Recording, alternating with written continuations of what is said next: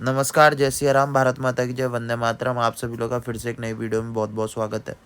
Periodic table अपन पढ़ रहे थे, तो पीरियोडिक टेबल स्टार्ट करने से पहले अपन को बेसिक्स समझने पड़ेंगे। बेसिक्स ऑफ इनऑर्गेनिक केमिस्ट्री, कि भाई इनऑर्गेनिक केमिस्ट्री में कौन कौन से बेसिक्स होते हैं, ये अपन को पढ़ने पड़ेंगे।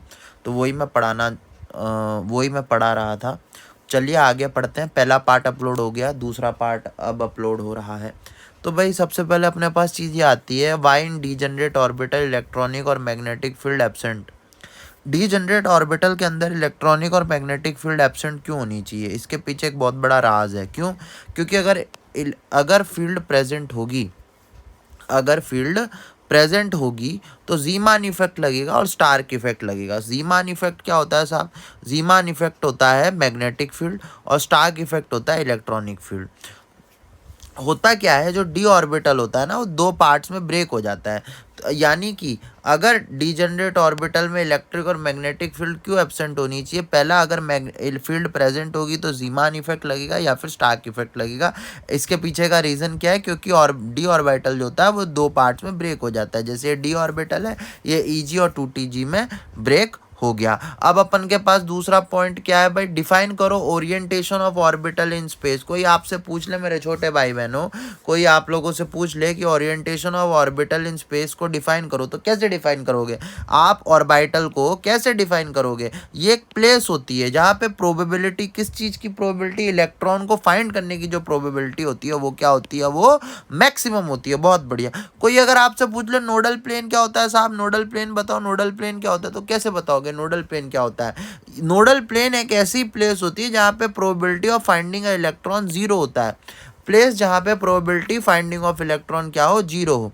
एस ऑर्बिटल, सबसे पहले अपने पास क्या है? S orbital. तो एस ऑर्बिटल में नोडल प्लेन कितने होते हैं? जीरो होते हैं। बहुत ही बढ़िया साहब। एस ऑर्बिटल में क्या होता है? नोडल प्लेन जीरो होते हैं। अब दूसरी बात, पी ऑर्बिटल ले लेते हैं साहब। तो पी ऑर्बिटल की बात करें, पी एक्स में नोडल प्लेन एक होता है, कौन सा होता है? वाई जेड होता है। अगर अपन पी वाई की बात करें तो इसमें नोडल प्लेन होता है एक्स जेड होता है। इसमें क्या होता है? नोडल प्लेन एक्स जेड होता है। अगर हम बात करें पी जेड की तो इसमें नोडल प्लेन एक होता है। इसमें नोडल प्लेन क्या होता है? इसमें नोडल प्लेन होता है अपना एक्स वाई। अगर अपन डी ऑर्बिटल की बात करते हैं तो डी ऑर्बिटल दो में डिवाइड होता है, एक्सियल और नॉन एक्सियल। एक्सियल का मतलब क्या हो गया? अलोंग द एक्सिस, और नॉन एक्सियल का मतलब हो गया इन बिटवीन द एक्सिस। बहुत बढ़िया। अलोंग द एक्सिस साहब मतलब D X square minus Y square D Z square, यानी कि D X square minus Y square slash D Z square. और नॉन एक्सियल का मतलब हो गया D X Y D Y Z D Z X. बहुत बढ़िया साहब। तो इधर नोडल प्लेन क्या होगा? डी एक्स वाई होगा। नोडल प्लेन अगर अपन देख रहे हैं डी एक्स वाई, तो डी एक्स वाई का नोडल प्लेन क्या होगा? एक्स जेड और वाई जेड। ठीक है, तो इसमें क्या होंगे? दो नोडल प्लेन होंगे। अगर अपन बात करें डी वाई जेड की तो इसमें एक नोडल प्लेन होगा एक्स वाई, दूसरा होगा एक्स जेड, यानी कि इसमें दो नोडल प्लेन होंगे। बहुत बढ़िया साहब। अगर हम बात करते हैं डी जेड एक्स की तो इसमें कितने नोडल प्लेन होंगे? दो नोडल प्लेन होंगे। डी जेड एक्स में एक तो होगा एक्स वाई, दूसरा क्या होगा? Z Y. बहुत बढ़िया साहब। 3D इमेज की बात करें तो 3D इमेज ऐसा दिखता है। बहुत बढ़िया। अगर हम बात करते हैं D X square minus Y square की तो इसमें दो नोडल प्लेन होते हैं। ये nodal plane in between the axes, इनको नाम, हाँ, इनके नाम याद रखने की ज़रूरत नहीं है। इसमें कितने नोडल प्लेन होते हैं? दो। बहुत बढ़िया साहब। अब एक बहुत ही इंपॉर्टेंट चीज़, ये इस डी जेड स्क्वायर, यानी कि ये जो है डी जेड स्क्वायर, इससे बहुत बार सवाल आ चुका है। मैं क्या कह रहा हूँ आपसे, ये जो है डी जेड स्क्वायर, इससे कई बार एग्जाम में क्वेश्चन आया है और हमेशा क्वेश्चन आएगा। बहुत ही इंपॉर्टेंट पार्ट है, बड़ा ध्यान से समझना। क्योंकि इसमें क्या होता है, ये जो डी जेड स्क्वायर है, ये देखो, एक कोण ऊपर है, एक कोण नीचे है।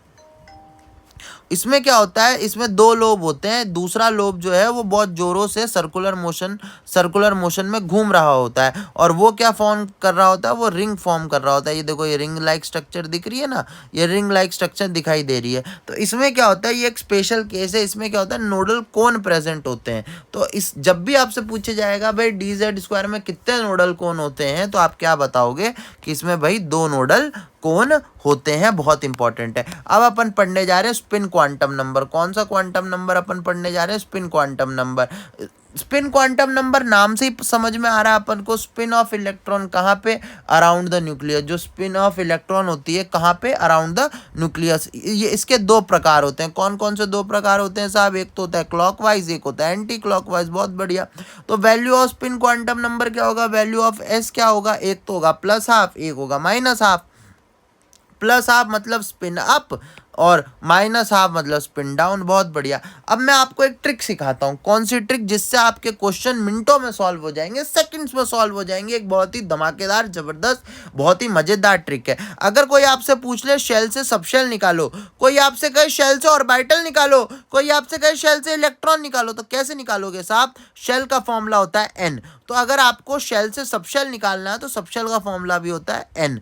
अगर आपको शेल से ऑर्बिटल निकालना है तो उसका ऑर्बिटल का फॉर्मूला होता है एन स्क्वायर। और शेल से अगर अपन को इलेक्ट्रॉन निकालना है तो इसका फॉर्मूला होता है 2n स्क्वायर।